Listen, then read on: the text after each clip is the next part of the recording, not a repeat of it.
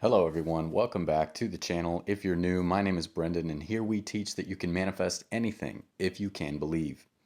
Now, today I want to talk to you about one of the 12 disciples as described as states of consciousness by Neville Goddard. If you don't know, Neville Goddard is one of my favorite manifestation teachers. I think he really had a wonderful grip on what it means to create using the power of your mind and to take the instruction which is given in a sort of coded or hidden manner in the Bible and translate it into things that we can actually use in our everyday life to help us live a more joyful life, a more relaxed life, a more peaceful and excited life, as opposed to what we're pretty much taught to live nowadays, which is full of stress, worry, fear, anxiety, and it's absolutely wonderful. So, there is a full description of each of the 12 disciples that Neville Goddard has from his book, Your Faith is Your Fortune.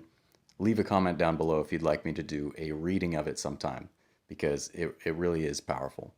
But I'm focusing now on the detachment aspect. This, in my opinion, is the most crucial part of the manifestation process. If you want to get consistent, easy, effortless results, mastering detachment is the way to go. So, this is what Neville Goddard has to say about the 12th disciple, which is the disciplined quality of detachment, and it is Judas. The 12th and last of the disciplined qualities of the mind is called Judas. When this quality is awake, man knows that he must die to that which he is before he can become that which he desires to be. So it is said of this disciple that he committed suicide, which is the mystic's way of telling the initiated that Judas is the disciplined aspect of detachment. This one knows that his I am, or consciousness, is his savior, so he lets all other saviors go. This quality, when disciplined, gives one the strength to let go. Detachment is all about letting go. It doesn't mean you can't have what you want, but it's about letting go of your current state of consciousness, the one that's full of lack, the one that's abiding in desire, the one that's abiding in an attitude of need or desperation in many cases.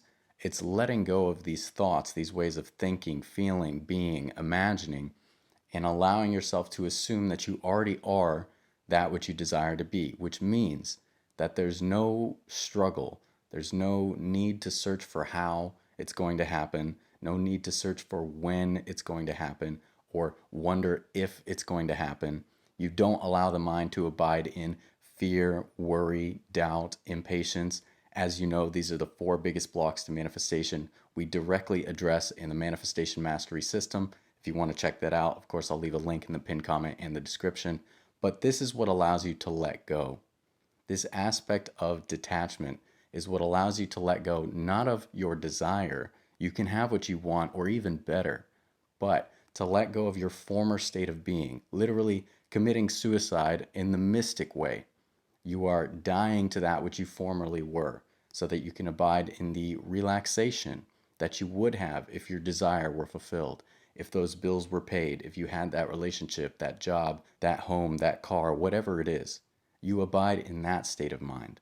And that's how you do it. You do it by letting go the old ways.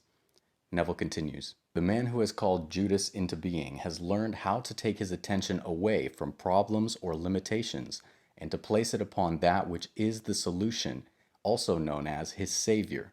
Except ye be born again, that is, unless you occupy the desired state of consciousness, you cannot in any ways enter the kingdom of heaven. In other words, live your dreams. No greater love hath man than this, that he give his life for a friend. When man realizes that the quality desired, if realized, would save and befriend him, he willingly gives up his life, that is his present conception of himself, for his friend, by detaching his consciousness from that which he is conscious of being and assuming the consciousness of that which he desires to be. So this is huge. Remember, we've talked about how your attention gives life. That's the law of increase, right? If you focus on anything, good, bad, or indifferent, you're going to increase that in your life. So instead of using your life-giving attention to focus on problems or limitations, I can't do this, there's no way this can be done, it's impossible, no one believes this, It doesn't matter. You take your attention away from that and you stop allowing that to be true in your world. Instead, you take your attention away from these problems, away from these limitations, and you place it on what is the solution, right? And the solution is assuming yourself to be that which you desire to be. And in some cases, the easiest way to do that is to just prioritize relaxation. If you were deeply relaxed, doesn't that imply everything's worked out? You don't need to stress or be anxious about how to get what you want. You relax deeply. You feel yourself at peace. And that's the foundation upon which then, if you want, you can venture into feeling, well, I would feel ecstatic. I would feel excited. I would feel joyful. I would feel whatever it is, freedom, security, all these other things that maybe your specific desire would give to you. But by prioritizing relaxation, you create that foundation. And from there, you can move into those higher states. Because if you're abiding below relaxation in negative vibrations, low vibrations, worry, fear, doubt, impatience, anxiety, then that's your first step. Come back to relaxation. Come back to feeling almost the 0 point, right? Almost nothing. And from there, if you desire, you can build upon that. But that relaxation is a powerful, imaginal act that implies your desire is already taken care of. That way you don't need to force yourself to do anything. You don't have to wonder if you're doing enough affirmations or if you're visualizing enough or if you're feeling it enough. You just say, I'm deeply relaxed now. I don't care what the physical circumstances are. I don't need anything to happen physically in order to feel this relaxation, in order to feel this relief, in order to know myself as the fulfillment of my desire now. That's who you are. You are not separate from anything, no matter what it is that you desire. You are literally God of your experience. You are source. You are the universe, whatever it is. So you are limitless.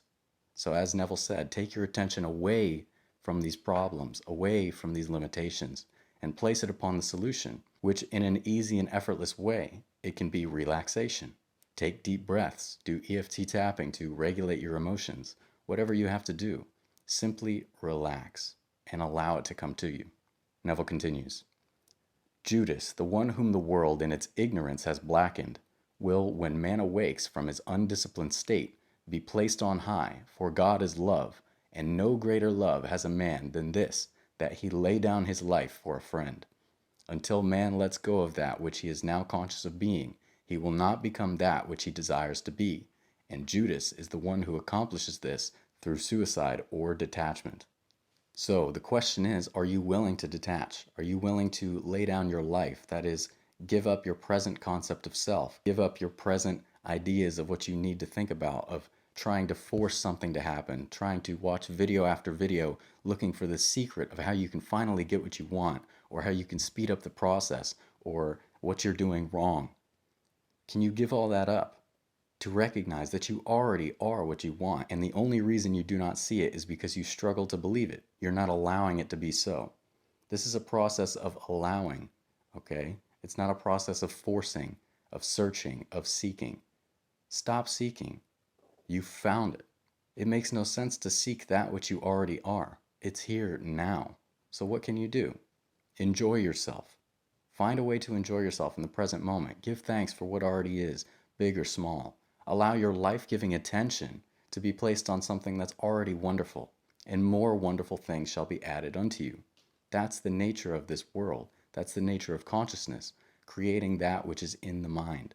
So, are you going to continue allowing in your mind thoughts of, I'm not doing it right, I've never been able to manifest this isn't going to work, this has never worked? Are you going to keep doing that?